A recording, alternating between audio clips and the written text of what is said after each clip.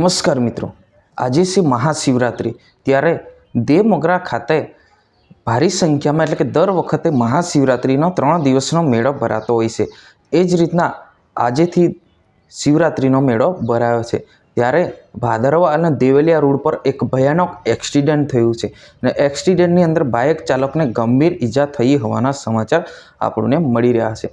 વિડીયોને અંત સુધી જોજો અને આપણી ચેનલ પર નવા હો તો ચેનલને સબસ્ક્રાઈબ કરીને લાઇક કરી નાખજો। મિત્રો, તમને ખબર છે આપણે ગુજરાતની જે પણ માહિતી હોય, જે પણ ઘટના હોય છે એ તાત્કાલિક તમારા સુધી પહોંચાડવાનું કામ અમે કરી રહ્યા છે। હું શૈલેષ ભીલ।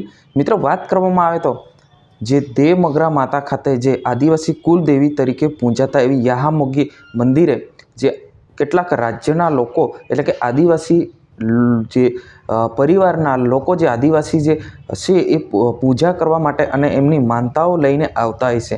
વાત કરવામાં આવે તો રાજસ્થાન, મહારાષ્ટ્ર, મધ્યપ્રદેશ જેવા રાજ્યોમાંથી સૌથી વધારે લોકો યાહામોગી માતાના દર્શન માટે આવતા હોય છે।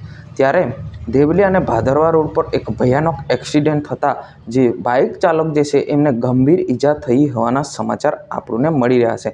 એમને તાત્કાલિક સારવાર માટે હોસ્પિટલમાં દાખલ પણ કરવામાં આવ્યા છે। જી હા મિત્રો, ખરેખર અત્યારે જે રીતના દેવમોગરા ખાતે જે ભારી સંખ્યામાં જે મેળો ભરાયો છે અને ત્યાં આગળ જે આજે એટલે કે આજે શિવરાત્રિનો મેળો હોય છે, એટલે કે 3 દિવસનો મેળો હોય છે, રાતે દિવસે અને બધું ભેગું તેની છ દિવસનો મેળો હોય છે। ત્યારે આજરોજ ખાતે જે દેવલિયા અને ભાદરવા હાઈવે પર એક ભયાનક એક્સિડન્ટ થતાં જે બાઇક ચાલક જે છે એમને ગંભીર ઈજા થતાં તાત્કાલિક એમને દવાખાનામાં દાખલ કરવામાં આવ્યા છે। આ યુવાન જે છે એ રાજસ્થાનના હોવાના સમાચાર આપણને મળી રહ્યા છે।